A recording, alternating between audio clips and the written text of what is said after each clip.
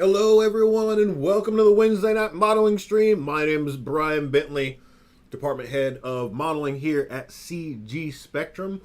For all your modeling needs, go to cgspectrum.com/3D-modeling. So, what are we going to do this week? We're going to continue Brick to Pig here. So I did a teensy little bit of work, not too much. Did it last week. So what I was exploring last week was basically hand rolled or like hand built triplanar projection, or actually this would be biplanar projection because I'm only projecting from the side and the front. But I think I'm going to rectify that, and I am going to project from all three axes. So I had a really interesting question last time that was asking about. I think somebody asked if there was just a node that would do this for me, and there is, but it's limited in the fact that it's taking a predefined image. So and also it's already built for you, and so if you wanted to do something else and you don't know how it's built, then you're kind of stuck. So kind of dig down into that. And what I did is I actually dug into that node between the streams, and I found that this is kombucha. It's not beer. It's kombucha. Delicious, good for the guts. I found that they take a really novel approach on how they generate their UVs, which I find really, really interesting. So I'm actually going to do what they did. So they actually generate their UVs within the Vops. So right now I have 3 Vops. So I have one Vops that creates my masks. So if I view this guy, so I've built these, just to review, I've built these masks. So I have this X mask here, I have a Y mask, and I have a Z mask, and those are all based on the normals. Now I built those as attributes, just kind of spitballing. I think I don't really need those to carry all the way down the line. So I'll probably rebuild those within another Vops. So let's turn off my display. So then I came down and I did these 2 UV projections. So I did one from the in the Z direction, and I did one in the X direction and one in the Z direction. Now, in doing this and digging into that, the triplanar projection node, they build their UVs very, very in a really elegant manner. So if I come to here, and I'll show you how they build their UVs. I'll do it with the geometry so you can see it, and then I'll do it with the data. So I'm going to do an attribute expression. I'm going to take this guy, and I'm just going to flatten it. So if we come to here, and I'm just going to say my position, and I want to flatten this on the Z direction. So I'm going to say set, turn off my caps lock, set, self.x, self.y, and then my Z is going to be 0. So if we look here, this is basically what my Z projection is doing. Like if I come in here and I look at this project Z here, if I view that, you can see that's exactly what it's doing. If I look straight through this little window, this and this guy look very, very similar. Right? The only thing we're seeing is the shifting of that the shifting of the perspective. Right? So I can do the same thing. So this can be, these points, right, can be my, this would be my Z UV, and then I can do the same thing for my Y. So I can say take my Y, make that 0, and then self dot z. Okay, that's my y projection. Right, it's all flattened out. And then my x projection the same way. So I would say self dot y, and then this becomes 0. And that's my x projection. So whatever this vector is, right, that becomes my UV. And this is really cool because this is just data is data, right? It's special. It's like all just numbers, right? So what I'm going to do is I'm going to just kind of scoot all this over. And I'm going to start fresh. So you're going to start fresh. Actually, you know what? I will just go, I think I'm just going to use just this mask. I'm going to do everything in this one Vops. So, let's see. Brickstone.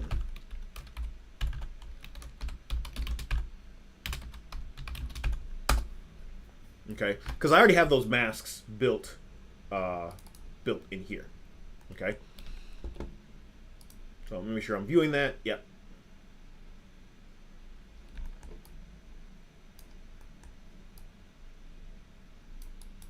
Yeah, okay, cool. So I'm gonna come in here. And so I want to build so I don't really need these bind outputs because I'm gonna keep my masks inside here. And yeah, so I have my this is my X, my Y, and my Z. So the first thing I want to do is I want to visualize. I also want to be able to edit all this stuff. Like I want to be able to tighten and widen my mask. So what I'm going to do is just as a visualization thing, I'm going to make 3 colors. I'm going to make red, green, and blue. So red, green, and blue, X, Y, and Z. So I'm going to make constants just so I can see. So let's say constants. I'm going to set that constant to a color. I'm going to call this red. And I'm going to hold down Alt, duplicate this. This will be green. And I'll hold down Alt and duplicate that one more time, and this will be blue. Now this is just for visualization purposes, so I can see what's going on. So I'm going to say red. So it's going to be red there. Green is going to be green. Yep. And blue will be blue. Okay. So if I plug any one of these in, I will get my color change. So red or blue will make the whole pig blue, red will make the whole pig red, and green will make the whole pig green. So, fun little fact, if I were to add all these together, I would get white, because, 100% red, 100% green, and 100% blue give me white. So, little computer graphics, excuse me, little computer graphics knowledge for you there. So I want my red faces facing left and right, my blue faces facing back and forth, and my green faces facing up and down. So that's what my little masks here are for. So what I'm going to do is I'm going to multiply. So call this is mask Z or mask X.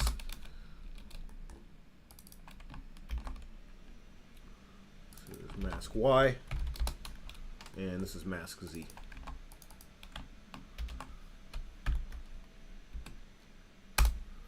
Okay, so what I'm going to do is I'll take my red, my green, and my blue. So we're going to take my blue down here, my red up here.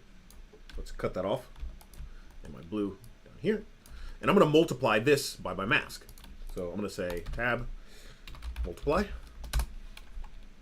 So my red times my mask. There we go. So now if I plug this in, right, red is only on my left and my right. So I'll do the same thing here. So I'm going to take this multiply.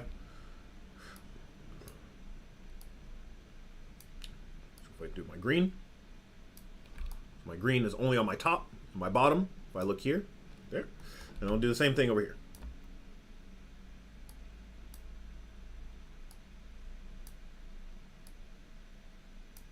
My blue is on my front, but not my top, and not my side. Great.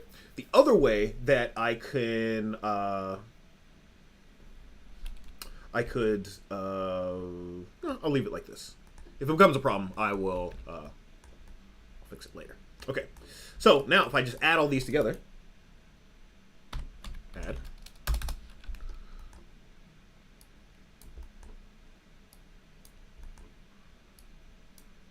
take that sum, look at my CD, I get this, right? Looking at the top, I get green. Looking at the front, I get mostly blue. Looking at the left, I get mostly red.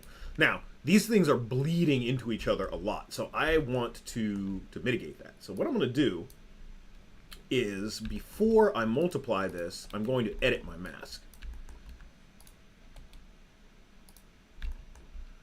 So we're going to take these guys here, just scoot everything over. So I want to edit my mask before it comes into this multiply. And to edit that mask, and let's just look at one, just for now. So I'm going to say, let's just look at the, we'll look at blue. Yeah. We'll look at red, that's fine. Doesn't really matter, because we're going to do the same thing to all three. Okay, so my red, I'm going to put a fit range. So the fit range takes in a value from 0 to 1, so this is a 0, and this would be 1, and it spits out a range from 0 to 1. So right now it's just a path through. So my 0 is technically my black point. So if I set this, if I start to move this up, we can start to see this creep in. So basically what this says, if I put this at 0.2, it says anything under 0.2 becomes 0. And if I bring this guy down, let's say to like 0.5, says anything above 0.5 becomes white. So we can see that this becomes much sharper overall. Okay. Cool. So let's do that. So I'm just going to copy this. I'm going to say Alt and plug this guy into here. And then we can look at this product. There's my green. And then we can do the same thing down here. Alt. This guy. And that guy goes into there, and that's my blue. So now, if I see the sum of all these, right, I'm getting less bleed between them. Okay, so I want these all to have pretty much the same values. So what I'm going to do is I'm going to make a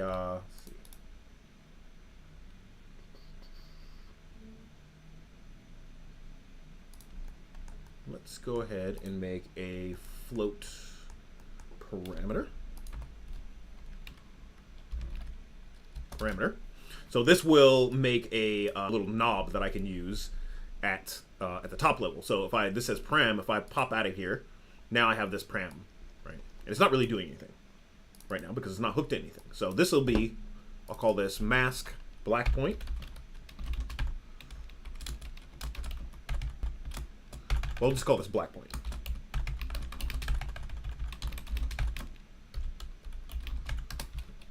And the label will be mask black point.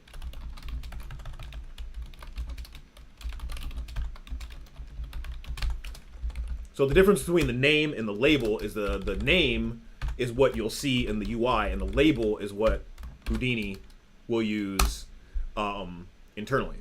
Oh, hello, old school Jack. How you doing? Good to see you. Glad you're here. All right, so I'm going to duplicate this as again, and I'm going to say this will be white point.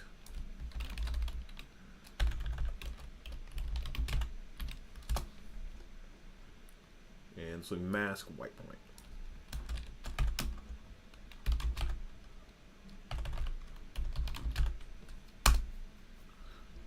Right, cool. So I'm just going to plug in my mask black point. So I'm going to set that my default. Let's say, what did I say? What did I do here? I said 0.2. So we'll say float one default 0.2, and this one I think I said 0.5. So I'm going to take my black point here and plug that into source min on all three of these.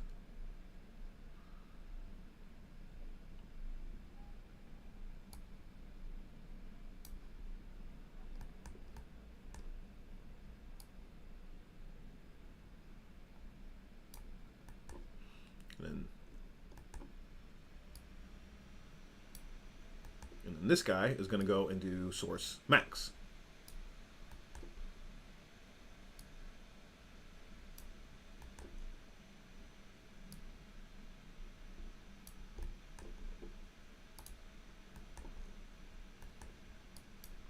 Great. So now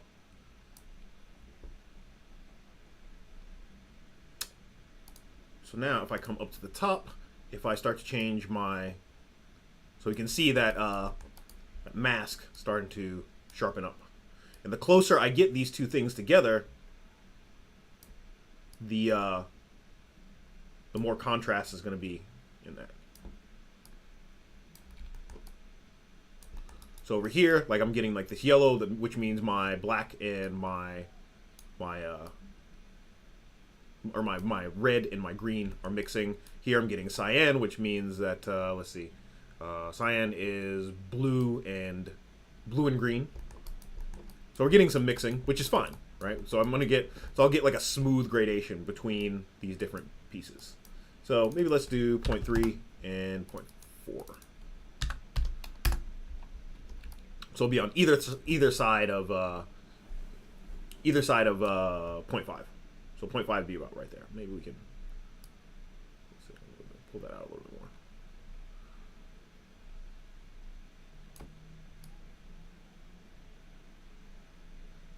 So maybe 0.4 or maybe 0.5 and 0.7. Yeah, that looks about right. That feels really good. So now I'm getting kind of like these very bright colors. So I'm getting this green, a little bit of yellow there, like in that. So around like 0.6 here seems to be like the magic number that allows me to get these nice.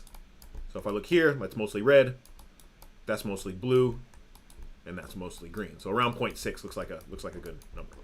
Okay, so back into here. This is getting a little spidery. So let's go here. Let's pull this back to there, and put this guy here. This guy here. I'm a real stickler about keeping my my node graphs very clean. And actually, what I'll do is that's fine. That's fine. I'll leave it there. That's fine. That's okay. All right. So now that I have this, so these were just for visualization. So I know whatever I plug into here is going to filter into these guys. So these are just for debugging purposes. I might leave those in there. I might put like a debug switch so you can see what your masks are doing. So I'll maybe keep those around. Okay, so that takes care of my masking. So the next thing I want to do is I want to take care of my UV stuff. So my UV, I'm going to take my P and I'm going to make my UVs out of that. So let's see. I'm going to do actually, and I want to do let's do general task graph. Is it? There was a way to. There we go. Shift S will change your wire types. So I'm going to switch them to this kind of like Bezier curve system because I find it a little bit easier to see what's going where. And I think it looks cooler.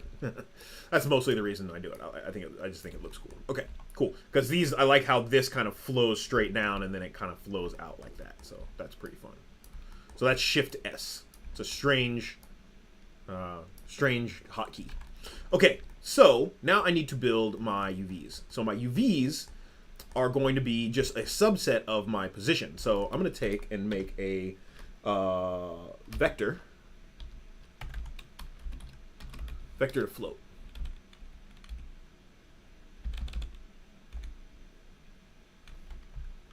Vector to float. So I'm going to take my position value here, and like I said before, like I didn't just like come up with this out of the blue. I wasn't born knowing this. I went and I dug around inside of that that extra node that comes with Side Effects Labs and just kind of worked out how this works. So here, so if I want to, so for example, if I want to do my like I said, my Z projection, I used my Y and my X. So it's that XY plane, right? I want to flatten this thing down and my Z was 0. So I'm gonna turn this back into a vector. So I'm gonna say float to vector, and I'm really only gonna use the first two. So this is u and this is v. So if I look straight at the front here, my u is going to be my x direction, and my v is going to be my y direction. So this is going to be uv z direction. Okay. So my y, so basically what it is it's, if I look at my y here, my uv is going to be my z, or actually my u this way is going to be x, and my v is going to be z. So x stays in the first slot, and then z goes into the second slot. Okay, so this is uv y. And uv x, so let's put these in order. Y goes up here. My uv x is going to be, if I look here to this side, u is going to be my z, so z is going to come into the first slot, and v is going to be y. Y goes into the second slot.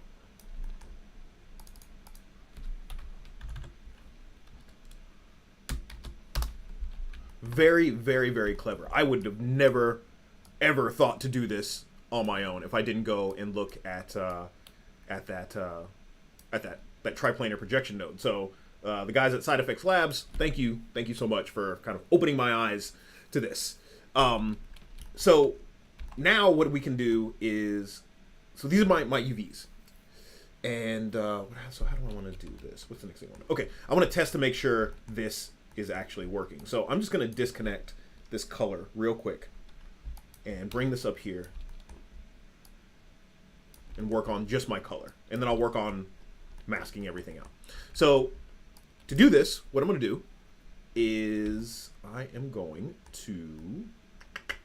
just going to get a pattern. Let's get a nice little pattern. Let's do, yeah, we can just do boxes. That's easy. That's easy to, I wonder if there's a checker. Is there a checker? There's usually a checker.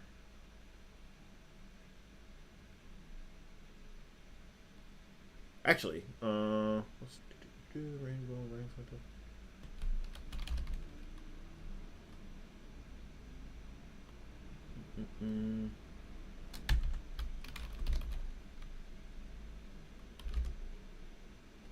There's no checker. Anyway, so what I can do is I'm going to take this boxes and I'm going to plug in my, since I'm already looking this way, my UVX, I'm going to take my UVX, plug that into my UV, and I'm going to take my mount and plug that into CD. And great, that's working a lot like how I want. So I can take my frequency and I can start to bring that up. And I'm pretty much back to where I was before, which is really nice because now up here, I don't need these two nodes out here. Like it's all done within here, which is really, really cool. The least I try to a point, I try to make my nodes more or less, I try to compact them down as much as I can. So there's my boxes. So if there's my X projection, my Y projection,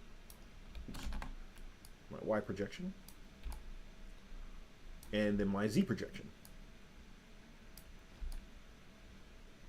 Okay, so the one thing that I can't find a way around is they did this even in their triplanar projection. So if the triplanar projection node is using this, then I'm okay to use it myself. I have to have 3 of whatever this is, which is kind of annoying. So I need 1 for X, 1 for Y, and 1 for Z. So I can't duplicate these around. So what I'll also need is just like I have my parameters here that control my black point, my white point, whatever system I make here, I'm going to have frequency offset. So I'm basically going to have to build in user controls for whatever I do for that. Okay, so that's a small drawback, but it's okay. It's okay. I keep telling myself it's okay. Great, dude. See you doing great. I love Houdini too. That's why I use it. I mean, it's really, really just amazingly enhanced my workflow. It's bonkers.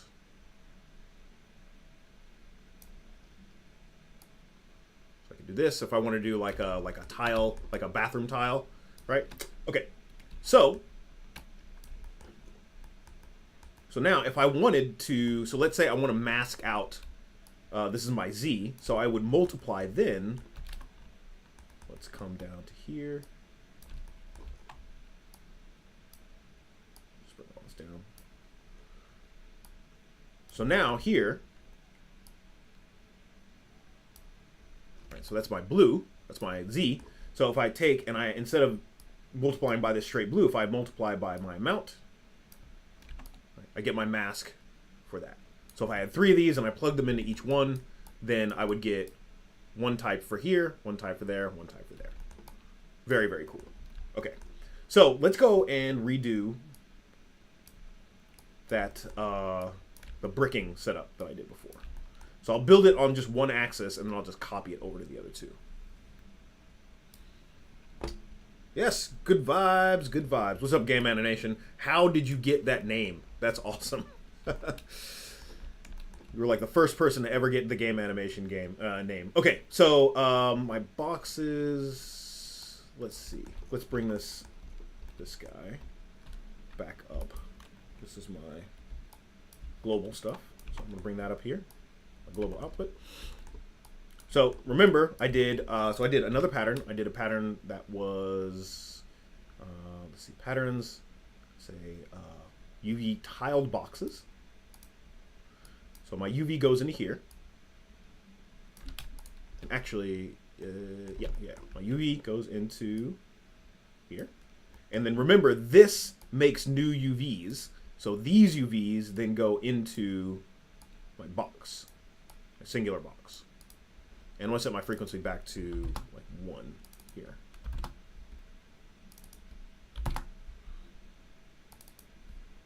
And I'll do 0.9, and I don't want any random size. And so if I take this amount and plug it into my color, and I can start to pull up this frequency, should be getting boxes. Oh, no, I need one box here. On my boxes, I need to pull up the frequency of my box tile.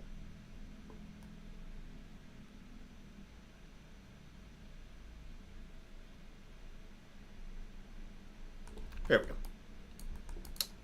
Let's see. So, UV, size, offset.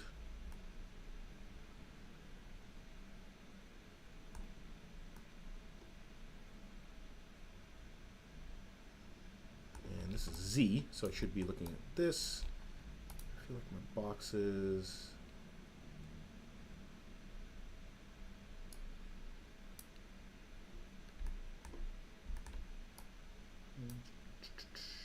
Let me pop over to my other one and see how I did that, just to make sure. Bricks. Let's see.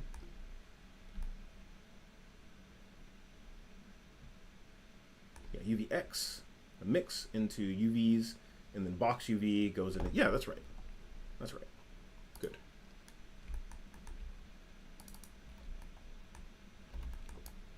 So what am I doing?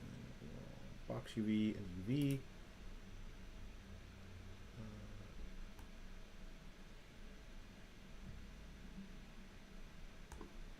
Oh, that's why. I'm using box is, plural. I should be using believe pattern. Let's see.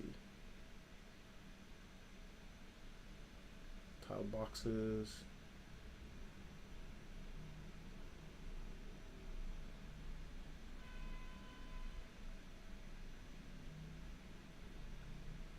Yeah, this should be about right. So whenever I'm doing something like this, if I have a problem, right, and I'll go up and I'll replace what my immesh is into something that's more sane, so I can see it better. So for this, I'm just going to make a grid. So this is what I usually do whenever I'm having trouble. I like try to abstract it back to something that's easier to deal with. So I'm gonna make 2 rows, 2 columns, and I'm gonna make this thing 1 by 1. So this should be a perfect 0 to 1 UV space that I can look at. And I also want it, I'm working on the, let's see, what was I working on in here? Am I working in, let's see, I'm working in Z, so I wanted to be facing in Z. So this is going to be on the YX plane. Okay, so let's put this in here.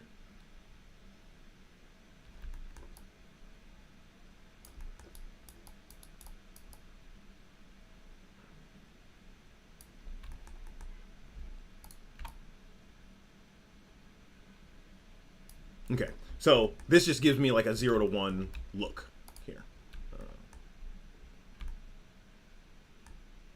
And I can bypass my voxel mesh and the subdivide as well. And the normal. Okay, cool. So if I take this UV, so let's take this box UV and just plug it into color. See what we get. Yeah, that's right. That looks correct. So here I have a red, bright green, nothing here, and yellow here. So that looks correct. So if I take my box tile, set this to 1 and 1, there we go. And then if I start to tile this,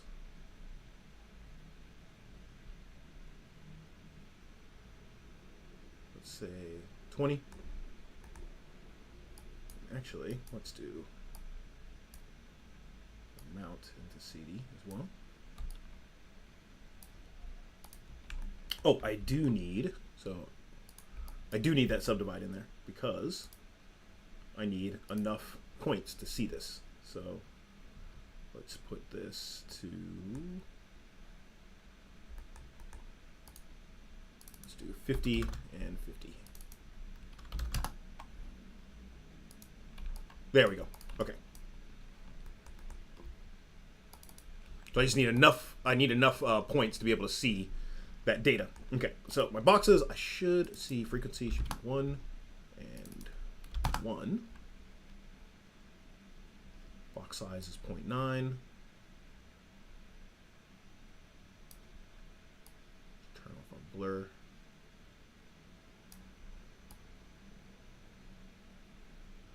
And we'll leave that at number of layers. Okay.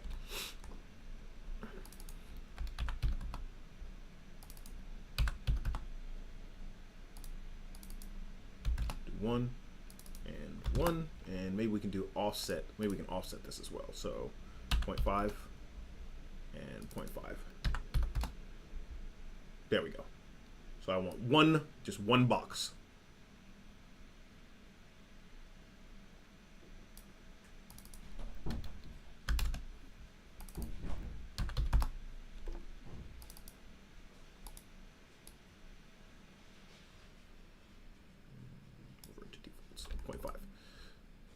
Okay, so there's my box frequency, offset, blur. Okay, cool. So let's see what happens now if we take this box UV and plug this into here. And then we take this down to 1 and 1. And so it looks like if I pull this down, there we go. We're starting to get some boxes. Let's take that offset away. There we go. All right, so I needed to pull my size down. So it's my overall size of my boxes. And if I want, so the cool thing, the thing I really love about this is I can do non-uniformly scaled boxes, which is really cool. So I can do, I like those squished, that squished brick look. Like the classic brick wall type look. Cool. So I have, this is all going to be like kind of like one big thing here. Okay, so now that I got that worked out, and because I'm working in like kind of like a sane, very easily diagnosable system, I can come back and let's see if I plug my pig head in, and let's make sure I don't have any craziness here. That closes that in, and let's put that. Yeah, so there's my brick pattern. So I need to turn my voxel mesh back on so I get my details back. And there we go. Sweet. Sweet, sweet, sweet. Okay, so now I have my boxes. I also have this ID, which I can use as well. So what I'm going to do here,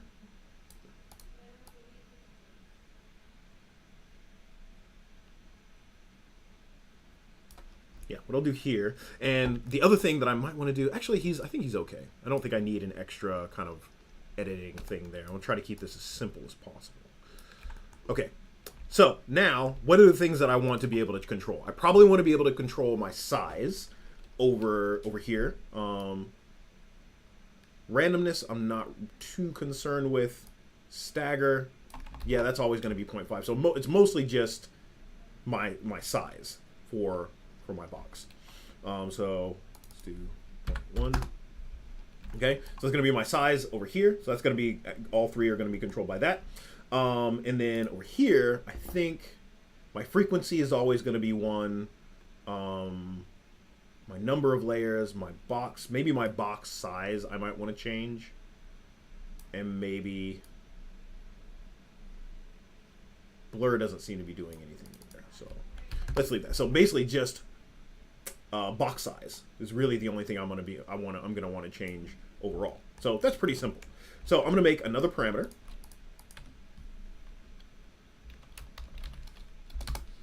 And this is going to be let's see. We'll just call this box size. Label is going to be box size. We'll call this brick size, not box size.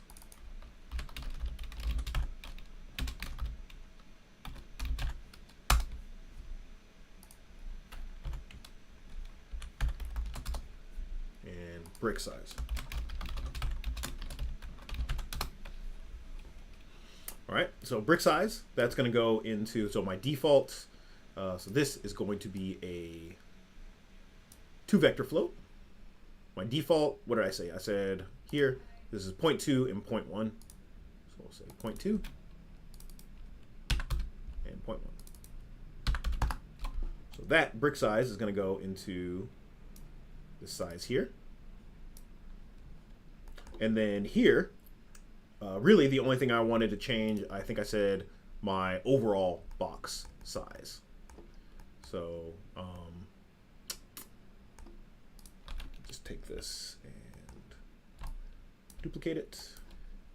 And so this guy, I want to be called brick. We'll say brick single size.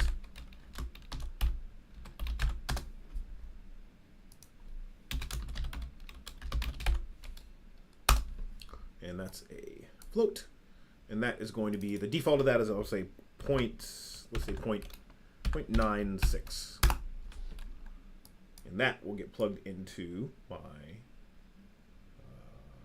box size. So now if I pop up here, I have these guys, so I can change my brick size overall from here, and I can change my individual box size.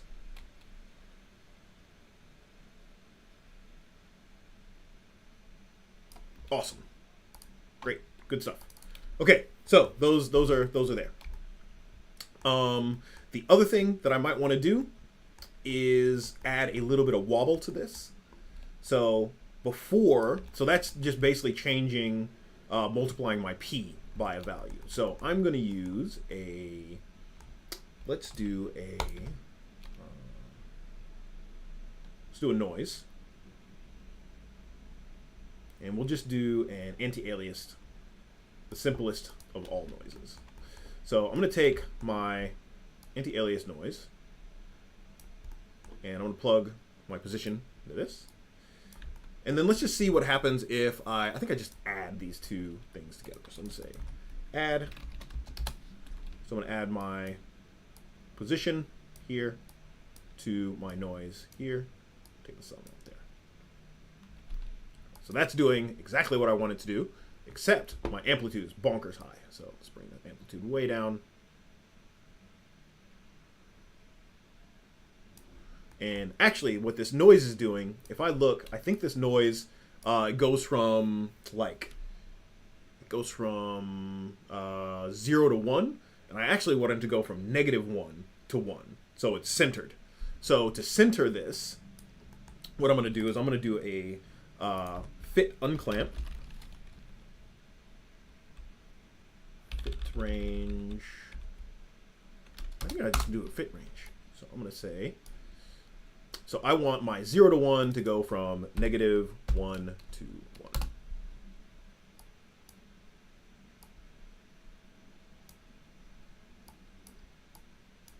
So now, as I play with my amplitude, we can see things pointing in one direction or another.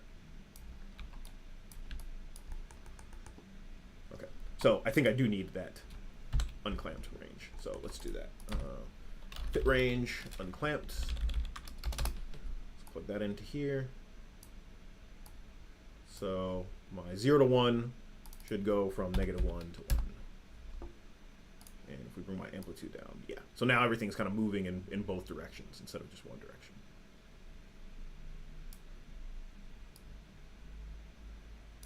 Okay. So that kind of beats up the brick pattern a little bit. I think I did this a bit last time as well. So the higher my frequency, the smaller the undulations. I think I did like 3 of these, but I think I'm only going to do 1 today. And then I'm going to bring my roughness down a fair bit, because I just want a little bit of wobble in these guys, not too much.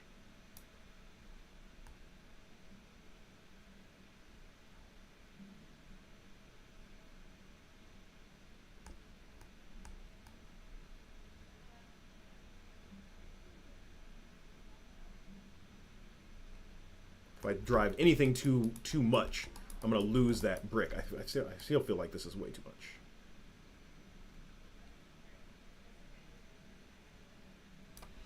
So if I like this is giving me like kind of like wavy patterns. If I want really sharp patterns, and this is what I love, I can just leave this here, and I can do let's do a whirly noise. Whirly noise tends to give you really, really sharp looks. So where's my noise? I'm going to do whirly noise.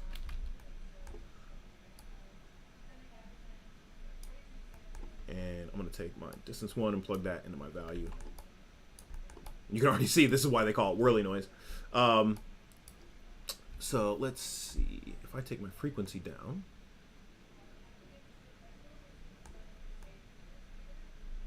start to pull that up.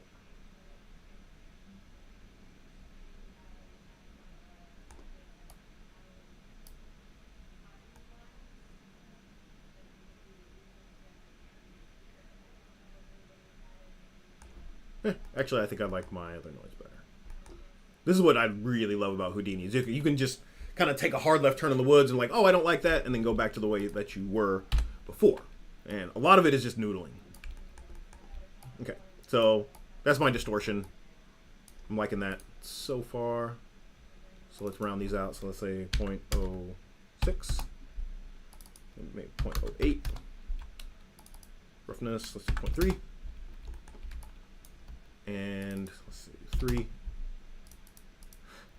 3, and 3.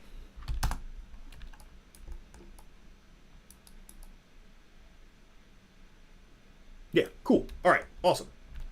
So this is just perturbing my my position before it goes in and builds these UV values, which is pretty dope. Like I just love that you can just do this. Like it's just all in there. Okay. So those are my parameters. So what I can do now is I can just copy these guys into these other parts. So I'm going to say, I'm just going to hold down Alt, pull this up like that. And so this UV is now going to be this UV. And I'm going to take my amount and go out to CD. Watch UV and UV. Amount is going to go into CD. Yeah, so that is my Y. So there's my Y. So that's looking pretty good. It's also looking pretty good. I like that. And then same thing for my Z. So I'm going to make some more room up here. This is going to be a big graph eventually. And it'll eventually start to look a lot like, since I'm totally working off of what the triplanar looked like, it's going to be very similar to the triplanar. Okay, so do the same thing here. Click that. And my vector is going to go into here. And my amount is going to go into, keep on having both of those selected. Amount is going to go into there. And this should be my X. Amount into CD. Amount CD. And that's going to be my X direction. So these are lining up quite nicely. Okay, so now that I have those three parts, now I can combine. So here is my masking down here. So I'm actually going to pull all this down.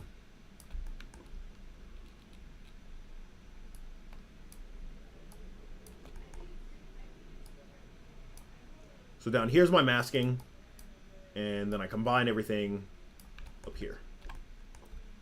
And then I'll spit it out into color for now. Okay, so let's see. Z amount is going to go into where this blue is gone.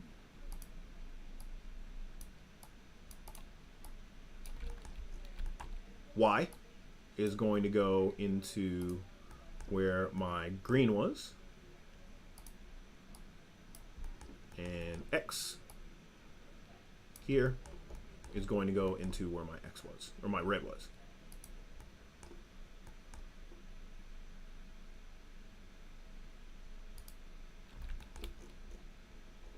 And so the output of that is now going to go into the CD.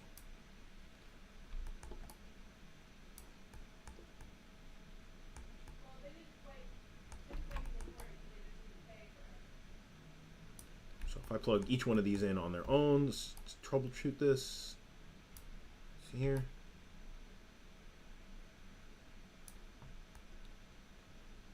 Oh, my red didn't get plugged in, so let's plug that in the wrong port.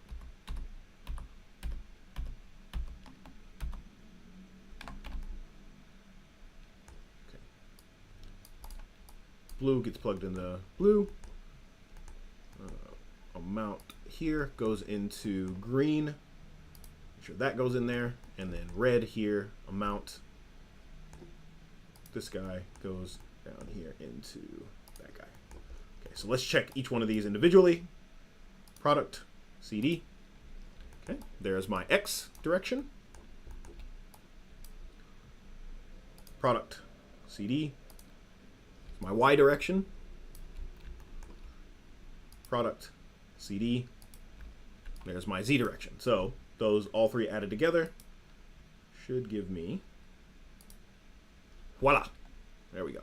So I'm getting some really bright spots here. I think because I'm going over one. So right after this, just in case, to knock that down, I'm going to put a clamp. So what a clamp is going to do is going to keep my color between 0 and 1. So there we go. So these blending spots, I was probably getting more than one.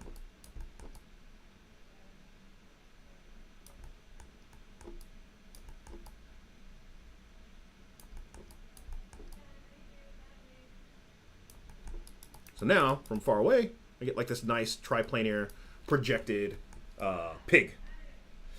So, and now, because I have these user controls, I can come back up to here.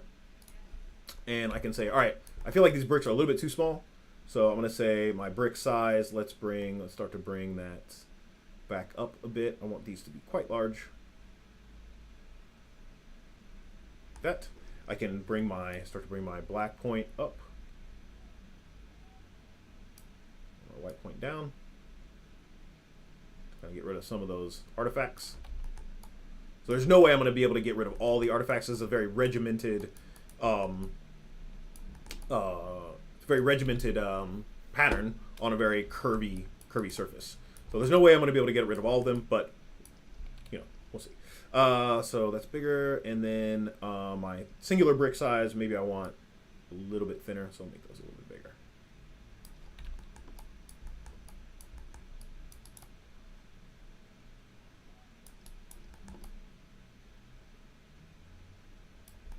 Awesome. Cool.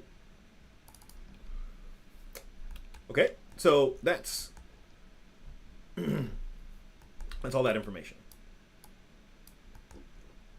So the other thing that I can do is let's see. So what I did before to make this actually bricks instead of just color, I did a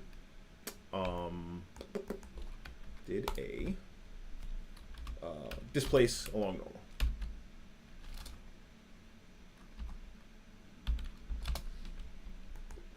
So I plug that clamp amount into my amount.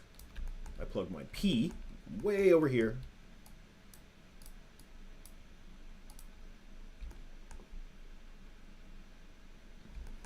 And actually what I can do, I believe,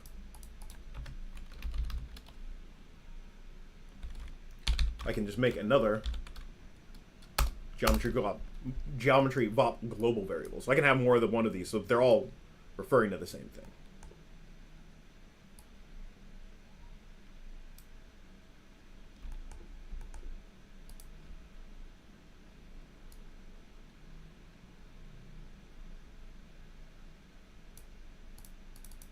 So I do this as 0. Bring this up just a bit. I can get these lines popping out.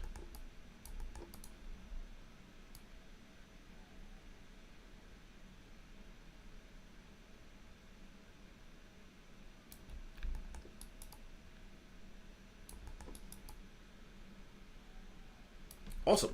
So now I can go back and I can start to build out some other parts. So this is the hardest part, right? I would say that this is the hardest part for me. Now what I can do is I can start doing the fun stuff. So this is all, let's label these bits. This is, let's put a label on that. This is pause noise. Here, these are my UVs.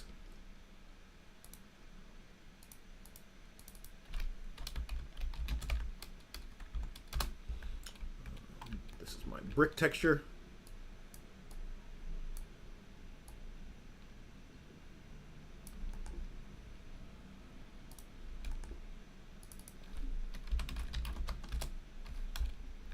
And then down here, this is all my masking.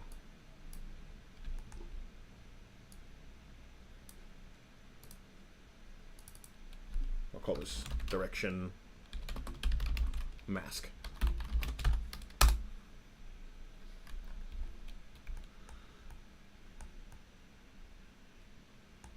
Okay. The other thing, if we remember from what I did before, is I have these IDs here that are coming out. So I made like this, like a random value out of those IDs. So I'm going to do that as well. So it's going to take, and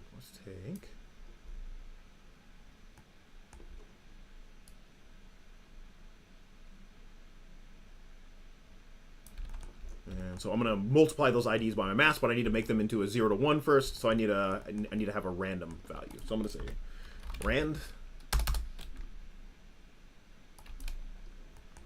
So this is, and actually what I'm also going to do, just so I don't get confused, I'm going to take all these guys. I'm going to take this guy, and that guy. For C, I'm going to color that red. For X, color this one green, and I'll color this one blue. Just so I know exactly what I'm looking at all the time. So this is X, this is red. This is going to be green. This will be blue.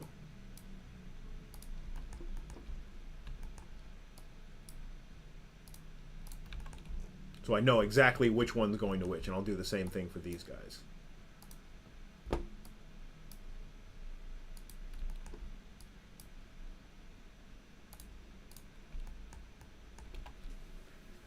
Great.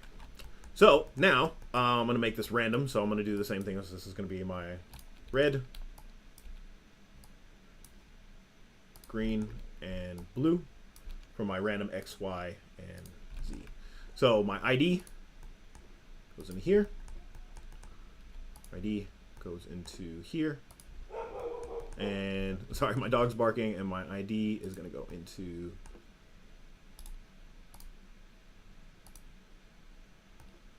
here. So this is going to make all of these random values between 0 and 1. And then, so if I take any one of these, so since we're looking at the Z, if I take this and I plug it into my color,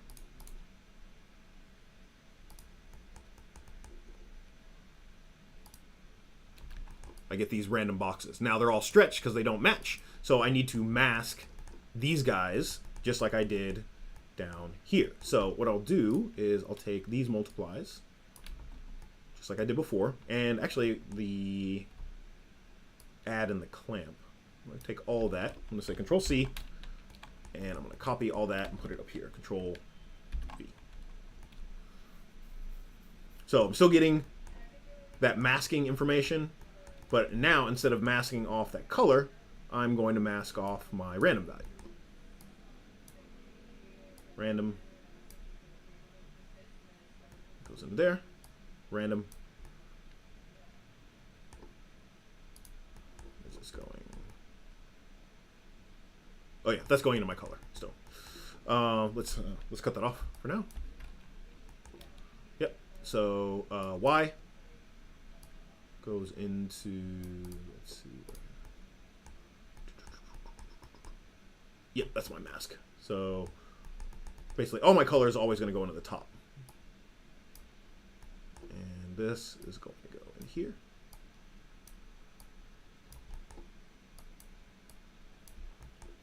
Okay, and that's still clamped. So let's take that and plug that into my color and see what that gives me. So take this, plug this here into color.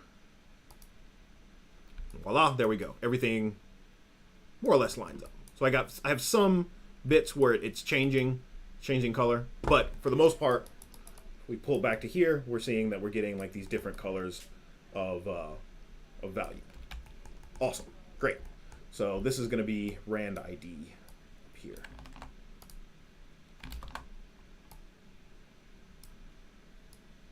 So you can see very quickly you can make pretty big systems. I mean, I've only been at this for about an hour, and we've already made some pretty big systems. So rand ID. Okay, next part is the easy part. I keep on saying it's going to be the easy part. So what I want to do is I just want to make like kind of like a generic rock texture. So I'll use this down here. So for that, I like to use whirly noise. And maybe I'll use a different one. Maybe I'll use, let's see, what can I use? Let's do noise. Where's my noises? Noise. Let's do unified static. So unified static is slower, but it's got everything in it, and it's got all this extra stuff in it that can help you out. So I'm going to take my position, and just like everything else with my noise, my position goes into here, and I want to use let's see, whirly noise, cellular, and I'm going to take the output noise and plug that into my amount. And while I'm at it, I'm just going to disconnect those because I'm going to use those later. Okay, so I'm going to take my amount. So I'm going to take my noise and plug that into amount and see what that gives me. Now this is really small. Let's put this back up to 1. Actually, we'll pull this down.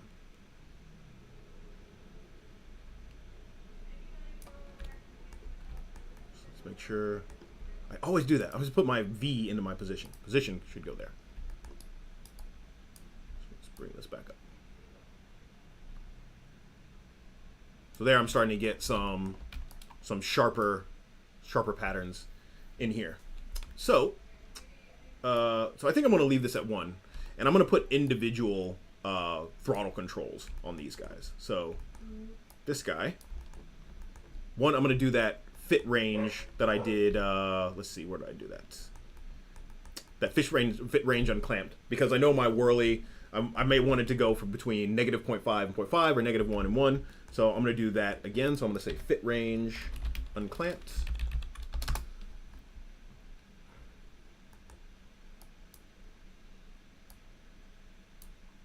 So I'm going to go from 0 to 1 to negative 0.5 to 0.5.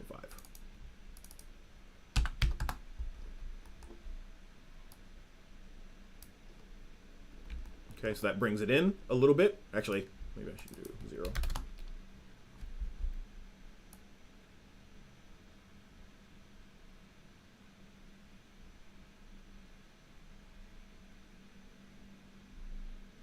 And the other thing, I'm getting like these really big cellular looks. So what I need to do is change my frequency over here. So let's bring my frequency, start to bring that up until I get smaller undulations. Ooh, too much. Spiky pig.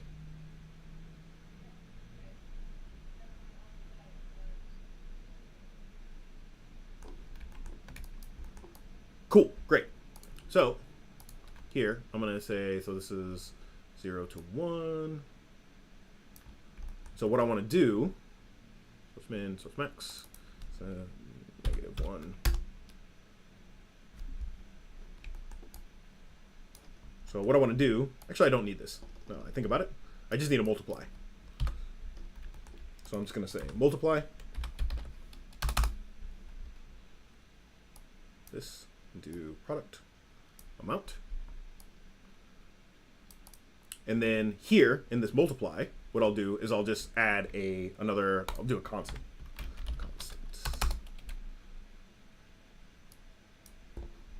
So now I can control exactly how much of this kind of rock texture I'm getting.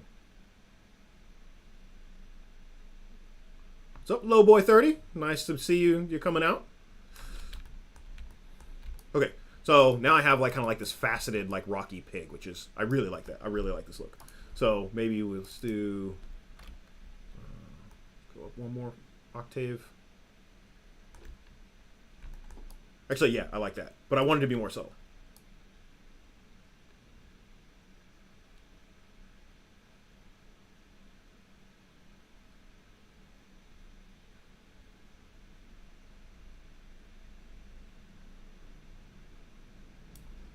Right. Awesome.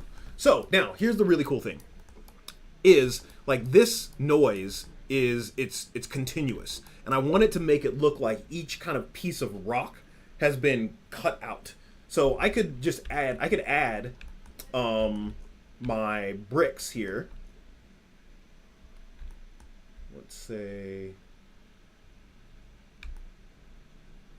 yeah, this is my brick output here.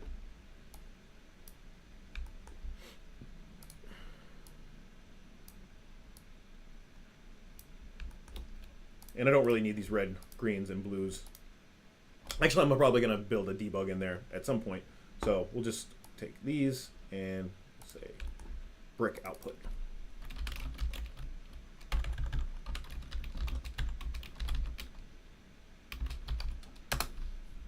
Okay, so that's my brick output. This is here. This guy here is my rock output. Right? Rock output.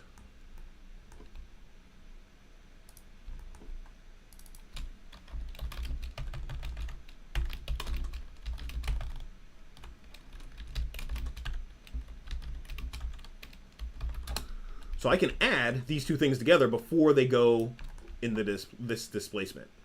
And also the same thing as I did here, I'm going to do a multiply as well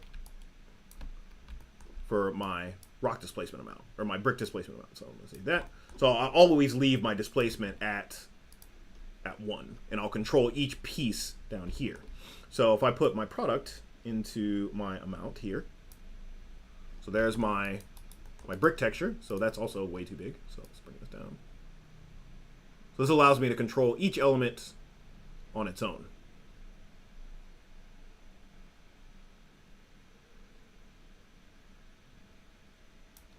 Okay, so my bricks look good, my rocks look good, so let's add these two together before they go into my mount. So I'm going to say add.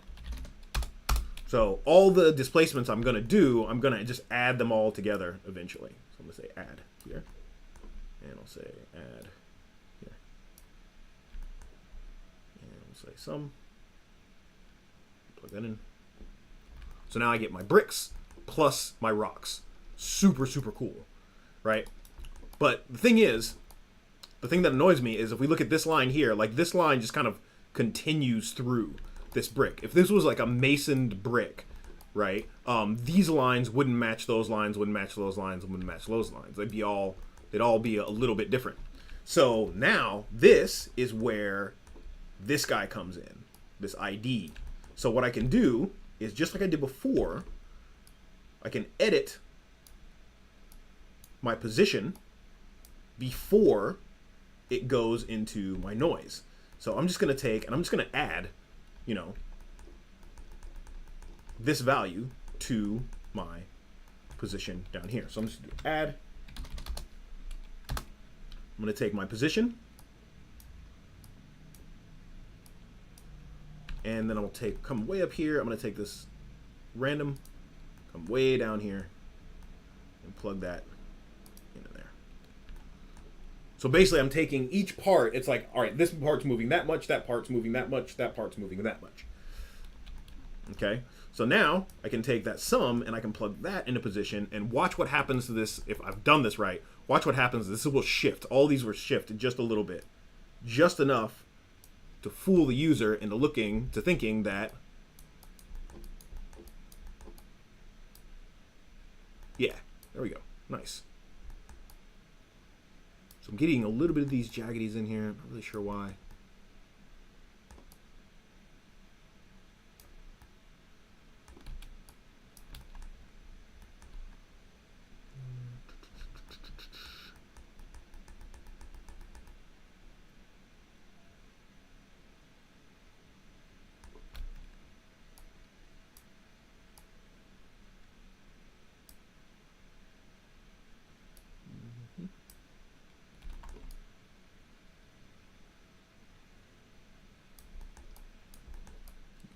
Seems to be in the edges.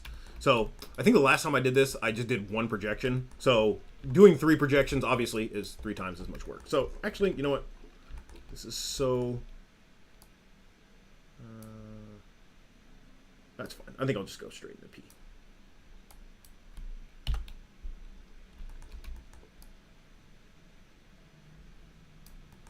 Take P and pause.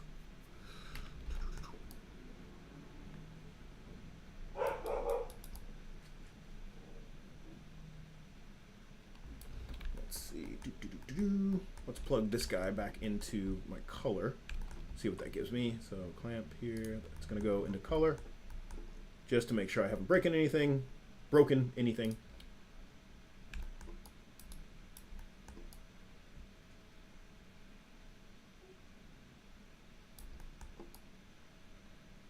So yeah, on these changes in direction, that's where I'm getting that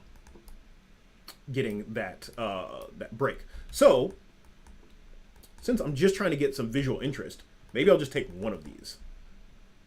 And it also depends on like how you're looking at it. If I was looking at this, I'd take, let's say take my X. Yeah. So I take this one, plug this in to my color.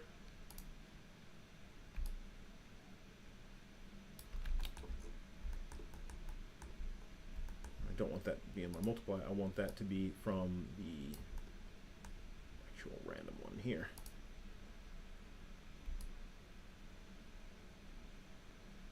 Yeah, I think that's good enough. So I'll just take this one and add it. It's not exact, but I think it'll be okay. So instead of here, we're going to come into or add here.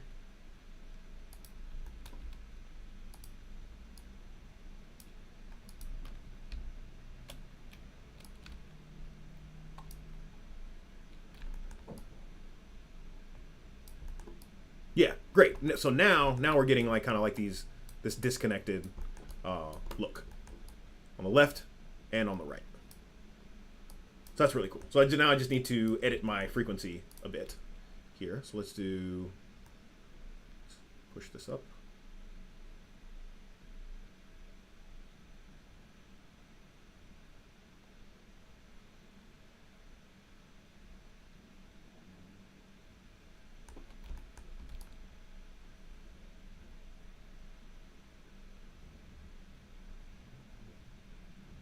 The other thing that I could do, now that I'm thinking about this, is I could use my offset. So I could say here, so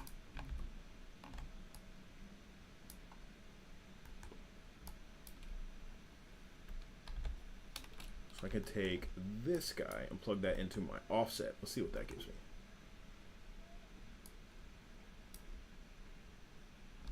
Oh, that's actually much nicer. So my offset is being driven by that guy now. So that's actually working very nicely. So I'm using my offset and not my actual position. So that's working. Yeah, cool, awesome. So that gives me an idea. So let's see if this guy will work, this clamp. Into here, way down here. And position plus some. So it's not as bad. It's not as bad. And actually, I think I can live with this. This is nice. This is nice. This works. Awesome. Cool. So there's my rocky pig. So I'm losing a little bit of my detail in these crevices. So what I'm going to do is I'm going to come back out and I'm going to make my brick size. My brick single size. I'm just going to bring this down a little bit to make those crevices a little bit bigger.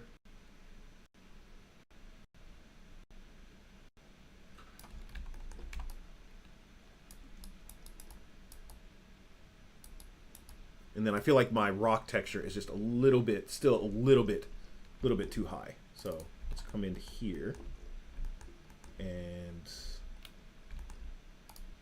bring this down.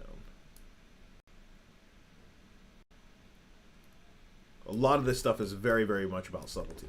And the last part, just to make sure I'm seeing exactly what I'm seeing, I want to put a normal so that my normals are calculated properly.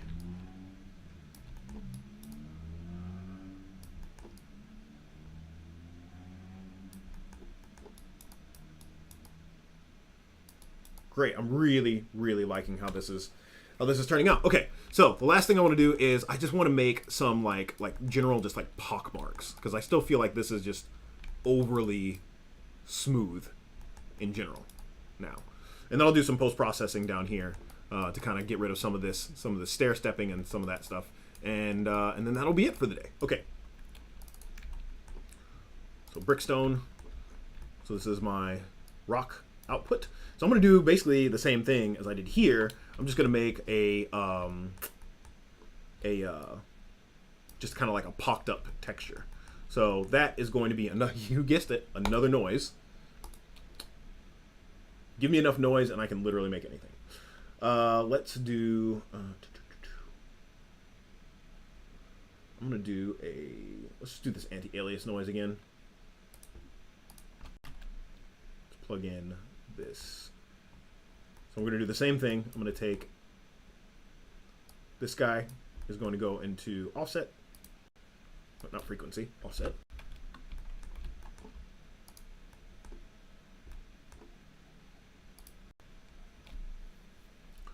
And this guy is going to go, my P goes into my position.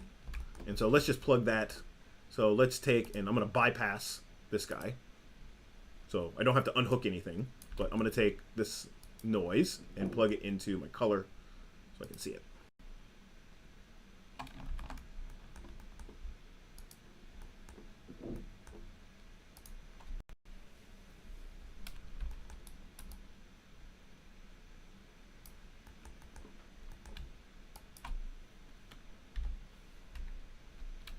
Okay, so there's my noise. So let's bring this frequency up.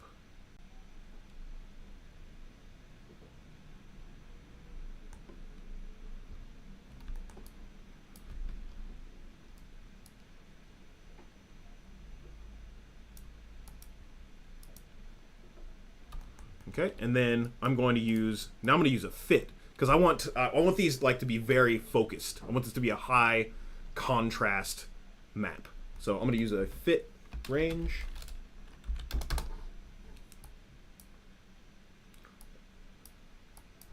And I'm going to start to bring this guy up. And this guy down. And then after this, I'm also going to put a clamp, just to make sure it stays between 0 and 1.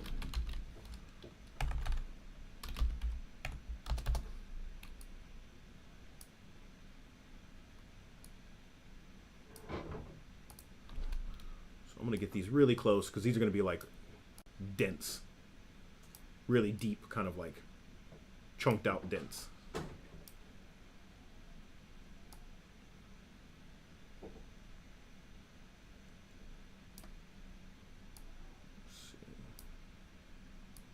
Most of this. Yeah, there we go.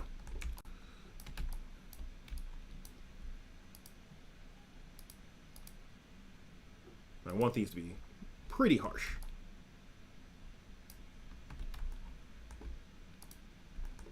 So if I take my offset, so that'll move my offset. Let's just take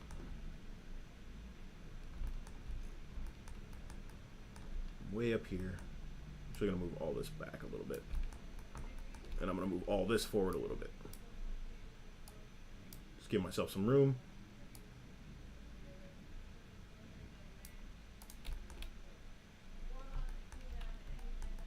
Okay. So I'm going to take out my ID maps. Come all the way down here. And let's put that into offset and see what that gives us. Yeah, so now we can see those offsets. We can see where those bricks are now. So that works quite well.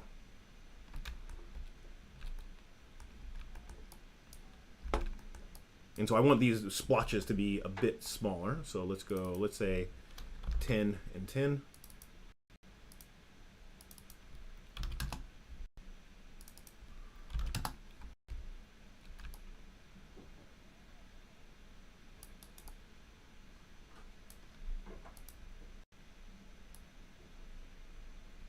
Bring this amplitude down a bit.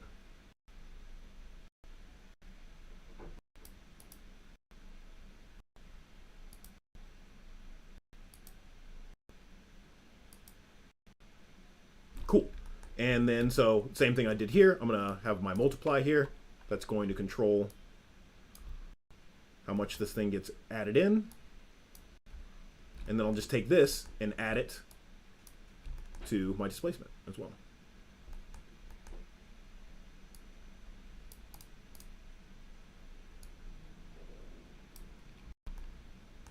So I'm going to cut this cord here and turn my displacement back on. And so now I'm getting these little jaggities. They're going out, but what I want them to do is go in. So I can just do this guy. So I can do negative 0.01. I should push those inwards. Yeah. So I got these nice little pock marks. So this is looking pretty good. Like I'm liking where this is at this point.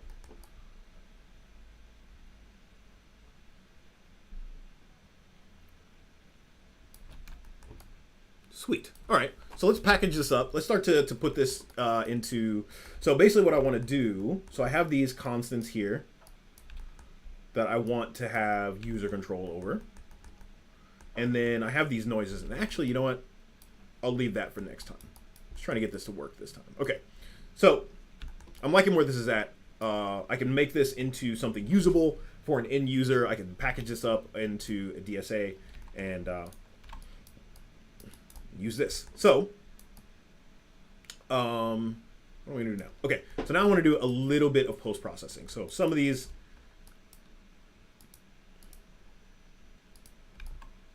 angles are really, really, really sharp. Like extremely, extremely sharp.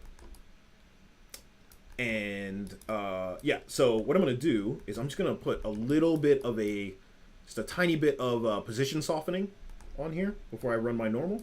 So I'm just going to do attribute blur.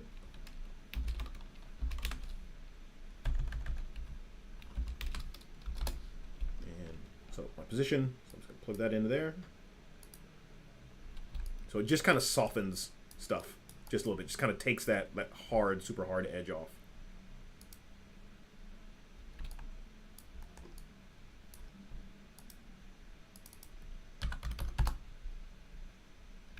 So I don't want to destroy too much of that,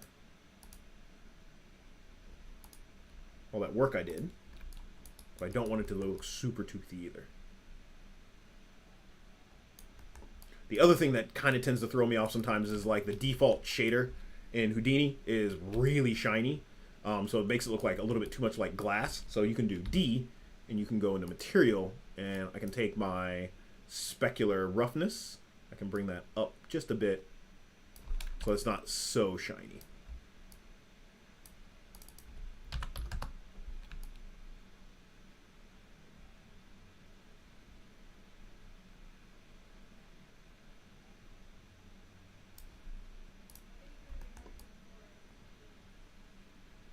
Cool. Yeah, so I got these pockmarks in here. I got my bricks. The pockmarks are not, let's see if I can find one where it disconnects. Like this guy disconnects from that guy. That's looking pretty good. I'm liking where this is going. And then also, all that other stuff is controlled by how many bricks I have. So if I want my brick size, let's say 0.2, more bricks, and 0.1. So now I can get more bricks, and all that stuff kind of shifts and moves around accordingly.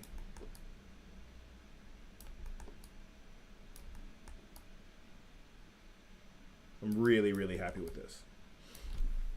Now, the last thing, I think I got about half an hour left, so I'm going to go and do one more thing with this. So let's see. After the subdivide is my main mesh. So let's actually move this, because this is all kind of preparation. And I don't need this normal anymore. So I'm going to put my in mesh here. Just so I know that I'm going to leave it up to the user to supply a mesh that is of sufficient density to take all this detail.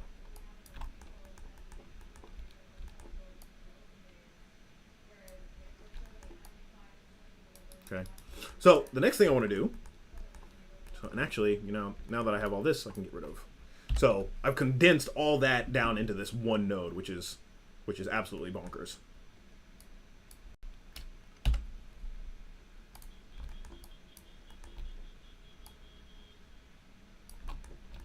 All right. So that's my brick setup. Let's group this.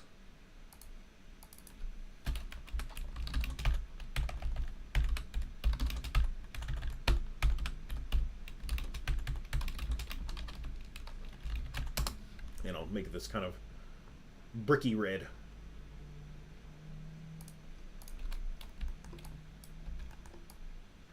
All right. So now what I want is I want this thing to look like parts of it have been like broken off to reveal this kind of brick setup underneath. So for that, what I'm going to do is I'm going to come all the way back up to this in mesh before I did any of this.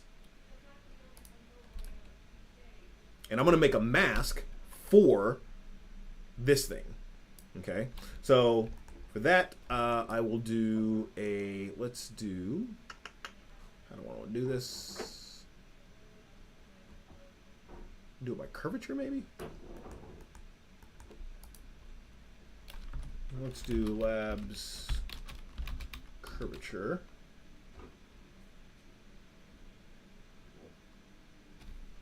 Labs measure curvature.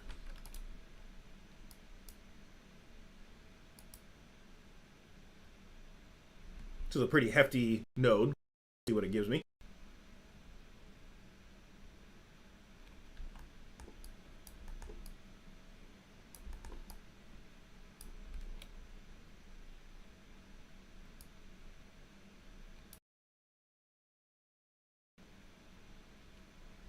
So this pig is pretty uniformly. So the red is my concave, and green is my convex.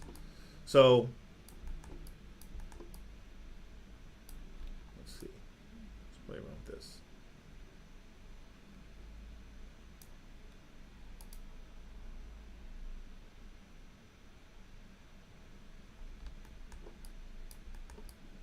Actually, no. I don't think I want to use curvature. I think I'm just going to use just a straight up noise. So let's see. How would I do that? I can do another Vops or attribute Vop. And this one is easy. Just pop in here, and I'll make a turbulent noise.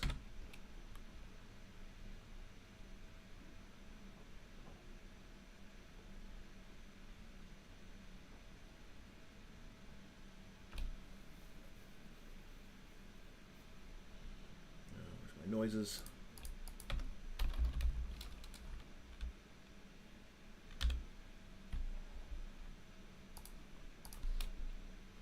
Once again, grab my P, plug that into my pause, not my frequency.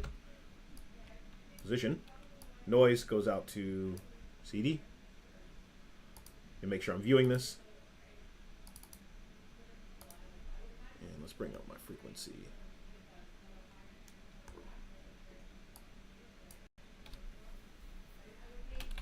All right, cool.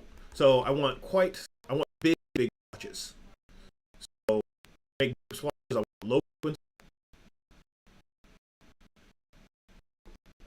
I want low roughness.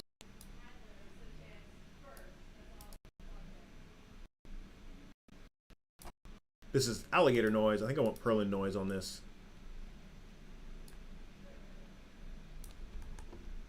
Maybe simplex.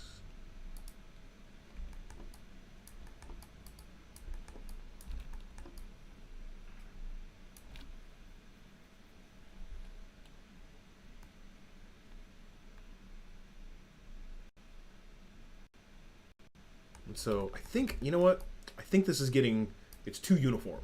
So what I'm going to do, one of the first times I've ever done this, I'm just going to just straight up paint a mask. So I'm just going to do attribute paint. So this is how you can start to mix bespoke hand stuff and attribute based stuff, or like procedural stuff. So this is going to paint a mask attribute by default. So I'm just going to paint in where I want to protect.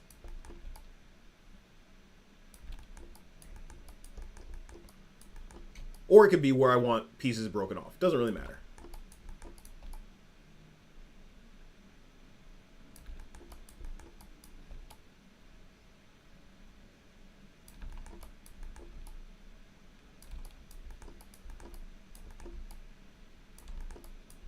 But what I am going to do is I'm going to beat up the edge of this mask as well. So let's see.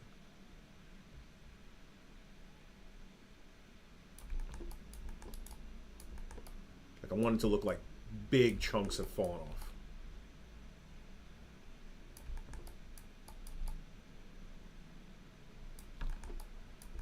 Okay. So what I want this edge to be, this edge is way too smooth in my opinion.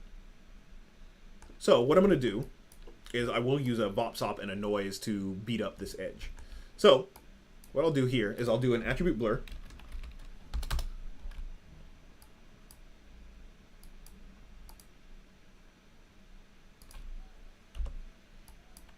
And here I'm looking at, this is my mask. So I want to blur my mask. So mask.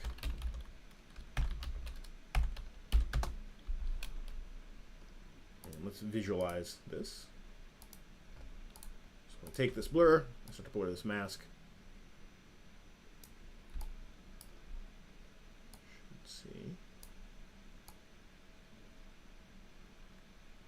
Yeah, this guy's so heavy, he's not really getting much blur. So let's do like 300, 150. Yeah, cool. So this guy's going from 1 here, and it's going to 0 here. Ooh, I got some questions. Do you work in Maya? Yes, I do work in Maya. I work in Maya a lot, but for this stuff, like, Houdini can't be beat. Because Kirskin says, why did you use Houdini to make the brick pattern? Couldn't you use Maya for that? I could, but I don't, like, I couldn't do this in Maya. Like, this programmatic, this guy here, what I'm getting out of this, like, this would be almost impossible to do in Maya. Maya, like, just, it couldn't handle this many points. Like, this guy is, let's see how many points he is. This thing is almost 1 million points, almost 2 million points, 1,775,000 points. Maya would choke so hard on this. Not saying that Maya is inferior to Houdini or Houdini is better than Maya. It's like Houdini is better at this type of work. So yeah, I don't think you could do this in Maya. Like, if you, yeah, I don't think you could do this in Maya, like in like straight geometry like this. I don't think it's possible. Let's see what else. My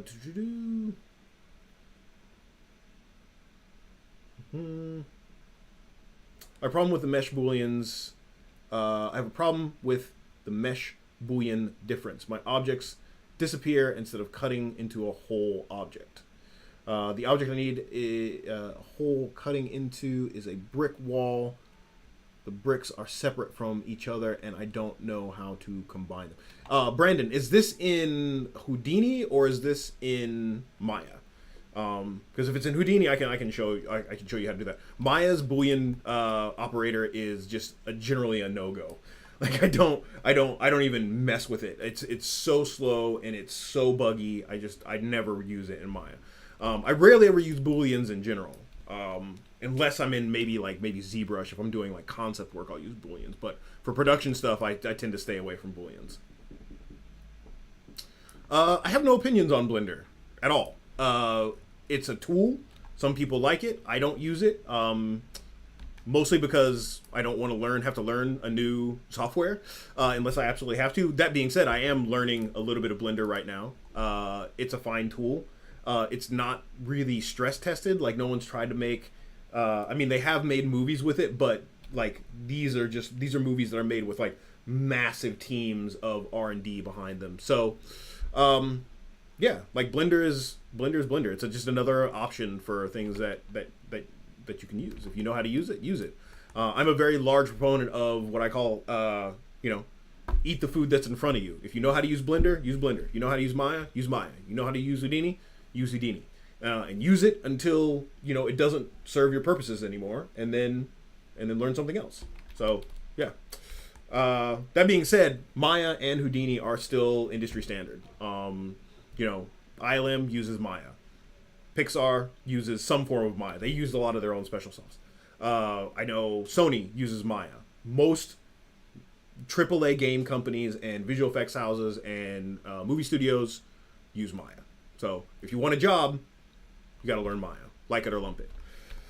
I don't see that changing anytime soon. Okay, so I'm going to rough up the edge of this. I'm going to use a... I'm creating a castle for a TV show that's being released next year in Maya, and my scenes are in... Oh, okay, cool. Well, geometry is geometry, right? Like, you can export, whatever as an OBJ or an FBX. Almost every single package uses OBJ. Will import an OBJ and an FBX to some extent. So you can spit out that geometry, do stuff to it, and then export it back out, and then bring it back into Maya for whatever. I do that a lot. When I do when I do character rigging, which is what I really love doing. I really love character rigging. I really love setup. I actually have started to do my weight painting in Houdini, because Houdini's weight paintings tools are amazing. They're way better than Maya's. So I'll set up my character, set up my skeleton, spit it out as an FBX, bring it into Houdini, paint all my weights, spit that FBX back out, bring it back into Maya, and then transfer my skin weights over. Yeah. Cool. All right. So let's get to roughing up these edges. So I am gonna do an attribute Vop.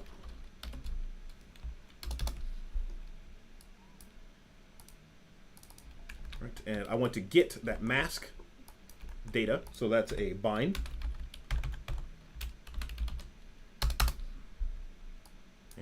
bind is going to be mask. So if I just take my mask data and plug it into my color, I get that. So it's the same data. So what I want to do is I want to beat up this corner. So I'm going to make a noise. So I am going to go get that turbulent noise.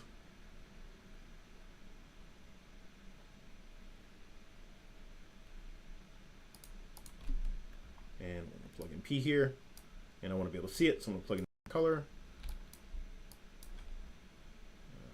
Let's see. I want this to be pretty rough around the edges.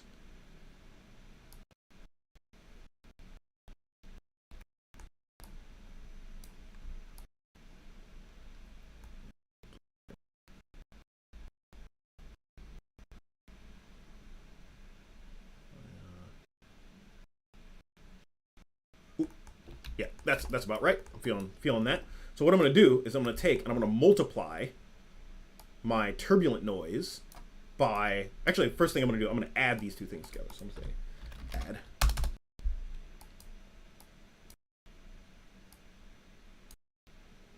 And so if I go here, right? So I have like these super white spots and these really dark spots. But if you look at my edge, like that's what my edge is doing. So it's really nice.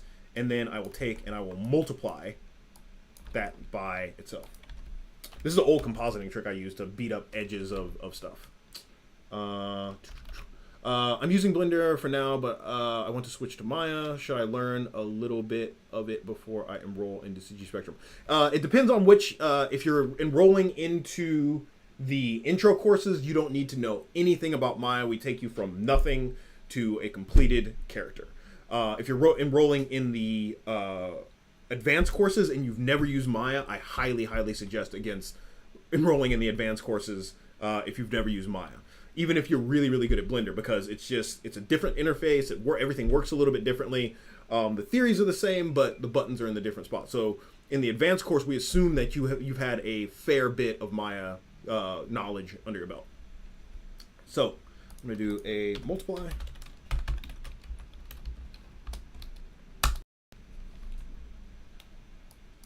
Go here and multiply my mask by that. So that's going to knock out those in bits. But once again, we look at my edge here, and then the last thing I'll do is I'll do a fit range unclamped.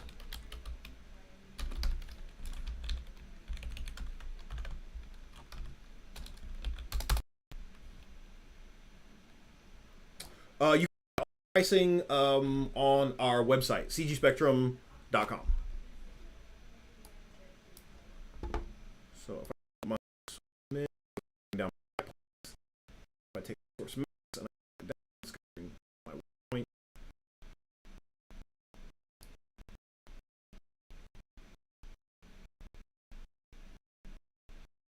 So I have down frequency of my edge here, and maybe I might need to clamp this as well. Clamp. Just throw a clamp in there, see what it does. Let's bring our frequency.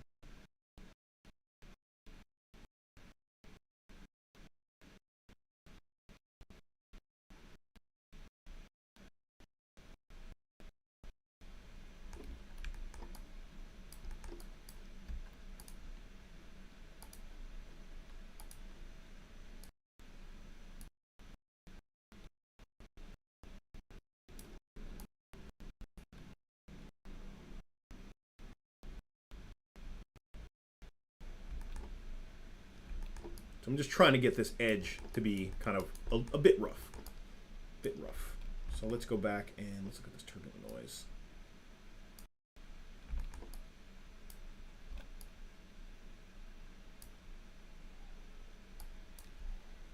Actually, I think I'm going to modify this turbulent noise before I go into this addition. So I'm going to make this really stark. So that'll be fit range here.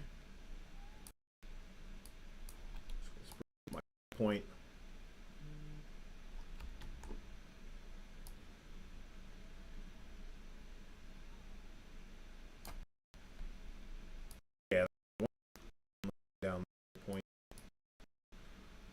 kind of like big splotches in general. So here's my add, and then there's my multiply. Like that.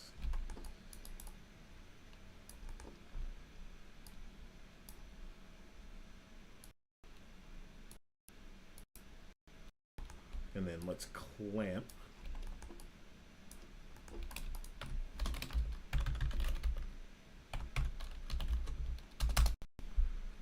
Clamp this mask down.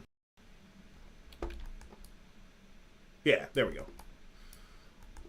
And then I'll put a fit range after this as well.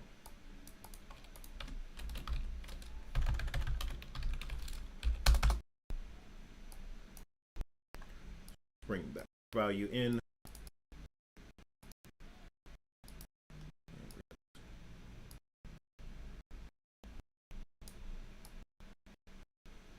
There we go. So I'm getting some little beat upness on this edge here.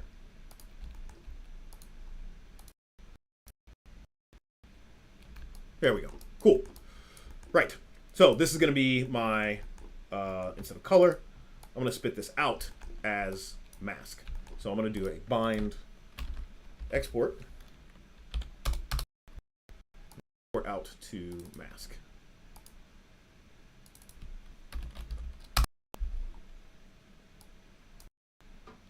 And I don't need that connected to my color anymore. So this is my mask. So if I go back and I view this now, that's pretty much exactly the same as what I had before. So I'm going to take this and say mask.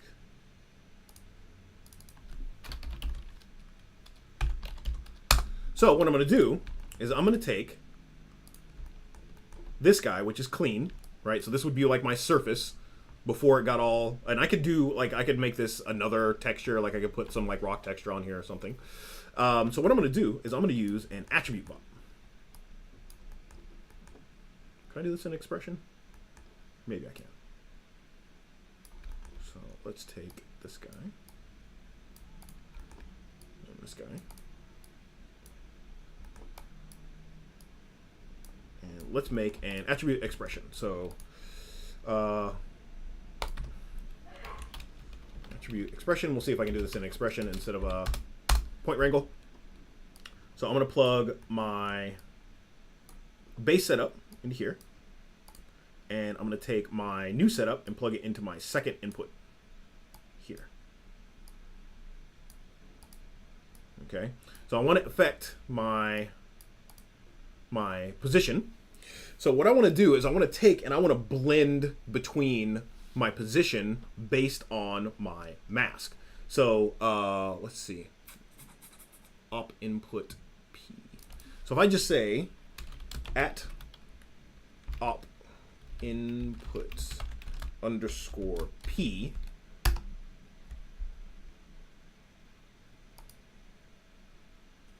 that right? Op input, I think it's 1. Yeah, so if I do op input 1, so what this says is operator input. So op stands for operator, input stands for these little ticks here, and 1, right? And then it says take the p value from here. So if I did, I wonder if it'll do, let me do 0. I don't even know if it'll let me do that. Yeah. So op input 0, which is also self. So I'm gonna say op input 1. So that's giving me this guy over here. So what I'm going to do is I'm going to do a lerp. And a lerp is basically, it's a mix, right? So over here I have one thing, and over here I have the other thing, and then I have this other value that will mix between the two. So what I'm going to do is I think it's a lerp. Point wrangle. Lerp. Yeah, lerp. L-E-R-P.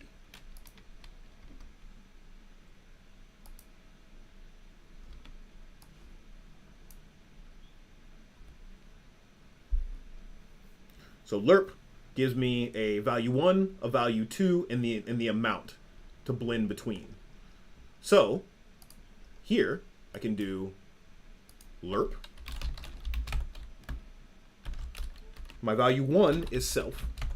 My value 2 is my bricks, and my amount is my @mask. And if I've done this correctly, boom, there we go. Look at that. So I have these bricks kind of in. So one thing that I am seeing right now is that my bricks are going outwards. And I want them to kind of go inwards. So all I need to do is I'm just going to take, before I do all this brick setup, I'm just going to put a peak on here. And what a peak does, it just moves everything in.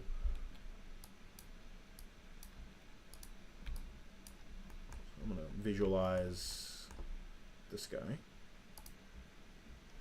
So what a peak is going to do, what this peak is going to do is it's going to push everything inwards. Now I'm going to have to be careful with these ears, so I don't go too far and they don't, you know, flip over one another.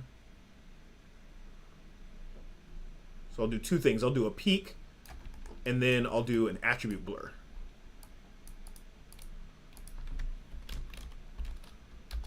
For position.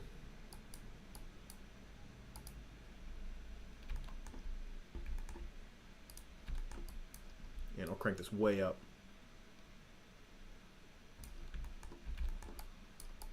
So already these are I've gone too far with the ears. So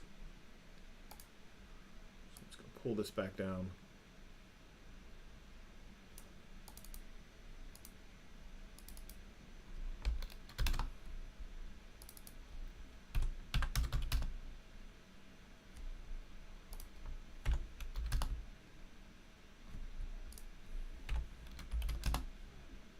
So it looks like that's about as far in as I can go before things start kind of falling apart.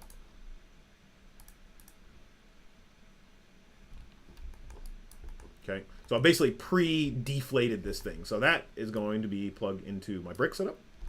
So now my brick setup is going to be a little bit smaller than my actual pig. So if I come in here,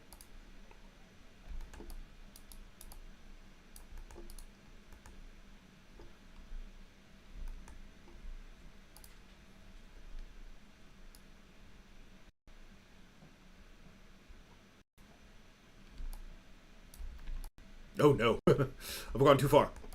All right, so let's see, negative 0.05 maybe?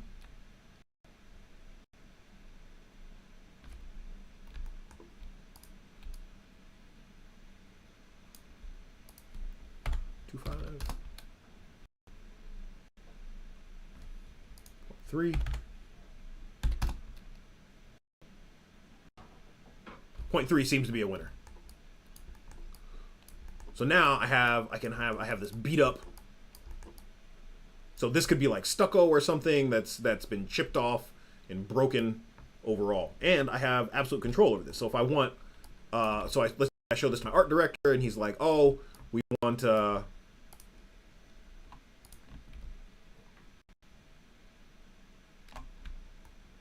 he's like, "Oh, we want less.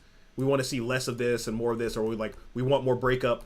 You know, on these parts or at the back, I can just come in and go to my attribute paint, which is here.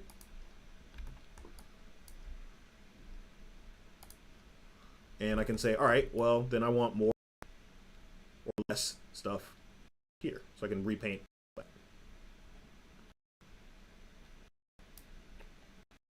I could animate this as well. Like if I want to do like some sort of weathering or something like that, I can animate this mask moving, and I would get like this thing slowly falling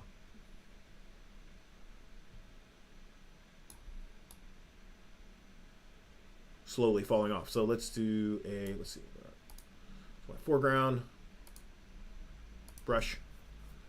Foreground is 1. Let's set our foreground to 0. See what that does. That's going to give back pieces. So really, really powerful stuff. You could, I don't think there's any way, like for those of the people who are asking, I really don't think there's any way to do this in Maya without some sort of insane plugin. And because of that noise, even though I stamp down that perfect circle, that edge is always going to be beat up, which is really, really nice.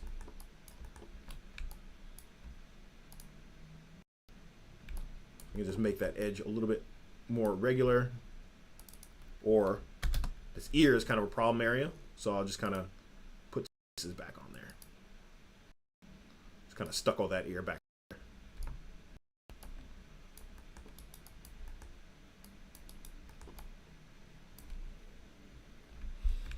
So yeah, and the cool thing about this is I mean, beyond the attribute paint, I would have to repaint my mask, but I can put anything into this guy here, and it will still work. So let's see. If I just take this, and let me just grab a sphere. This is the other amazing thing about Houdini, is that it's 100%, well, it can be 100% procedural. So let's go polygon. Let's bring our divisions up, and we'll subdivide this. Because remember, I need enough geometry to hold this together.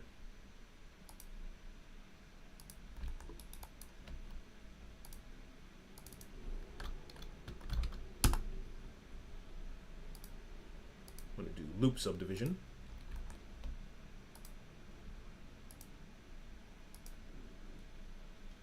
Dare I go to 3?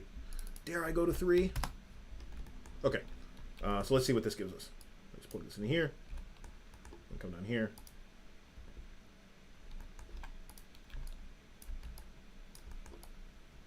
So yeah, we're getting some of that brick pattern in there as well. So I'd have to play with some of the patterns in here. In my, oh, that's my brick here. Right, so it's trying. I just need way more data in here. So let's maybe do 4.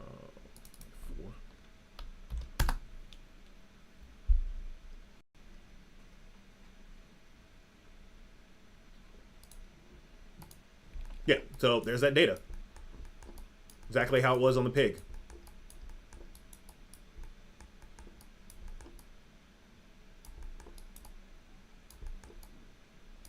So this now just looks like a beat up, you know, brick wall that had some stucco on it that fell apart, and now it's a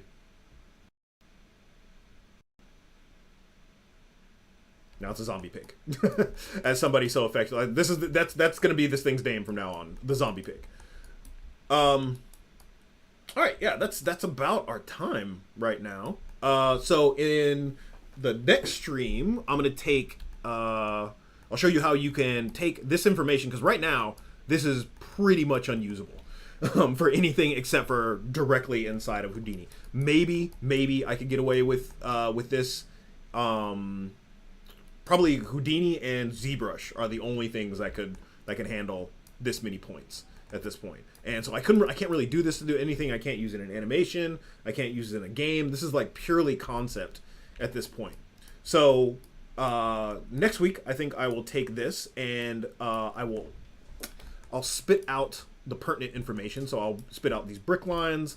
I will also spit out like these pock marks, possibly also my whirly noise that's making these kind of brick patterns. And I'll spit all that out into images, maybe take this and bake this information into texture maps. And then we can take that into Substance Painter or Substance Designer as well, and then gives this guy some color. So this would be a material which transitions into these brick materials, this grout here, like that information. And so that's the really cool thing about doing this type of thing over doing stuff by hand, is that all this information is here. It's already in there, and I can access it, I can spit it out, I can turn it into an image, I can turn it into color. So it's incredibly powerful and malleable. So I could show this to my art director and he could say, you know, whatever. He's like, I want these bricks to be bigger. I want, you know, more of these pock marks. I want less space between the bricks. And all of that is completely doable. Whereas if I were to do all this stuff by hand, if I had spent time like painstakingly sculpting all this stuff, and they're like, oh, I want these bricks to be, 4 times bigger or 2 times smaller, you're kind of screwed. You just have to go and re-sculpt everything. So you can think of it as like, this is like sculpting with data. So yeah. All right, that's it for me. thank you all for coming to the Wednesday night modeling stream. This was kind of a recap of last time, and then we had some new stuff down here with our blending and our painting. We did a lot of work today. And if you look at it overall, this is not a very big graph. So we have our pig, which is pretty straightforward. We're just preparing our pig, and then over here we're just bringing this in. So this would be like a pre-shrink and an attribute blur, and then the majority of our work is being done inside of this guy here. And even this is not super huge. So down here we built directional masks. Here we made this brick pattern. Here we made this multiplication pattern, or this ID, which I can also use if I wanted to multiply that by possibly by some displacement values or whatever. I can multiply that by my overall brick. Maybe I'll do that offline. And then here we made our brick output, and then down here we made some rocks, and then here we made pockmarks. So I'll go ahead and label that as well.